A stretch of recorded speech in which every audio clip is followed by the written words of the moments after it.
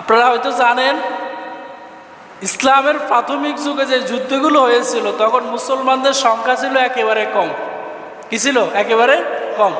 তখন বাপ মুসলমান, ছেলে কাফের, মা মুসলমান, মেয়ে কাফের, এরকম হয়েছে না? অনেক যুদ্ধে বাপ মুসলমানদের পক্ষে, ছেলে কাফেরদের পক্ষে, বাপ ছেলে যুদ্ধ করতেছে। তো একটা সময় যুদ্ধের পরে আবার বাপ বেটা যখন ঘরে একসাথে হয়েছে, বাপ এবং ছেলে কথা বলতেছে, কথার ফাঁকে বলতেছে, বাবা যুদ্ধ চলা অবস্থায় তুমি কিন্তু আমার সামনে অনেকবার ফুটছো, তোমারে আমি হত্যা করতে চাইলে করতে পারতাম, কিন্তু তোমারে করি নাই। কেন করি নাই? তুমি আমার বাপ, এজন্য আমি তোমার হত্যা।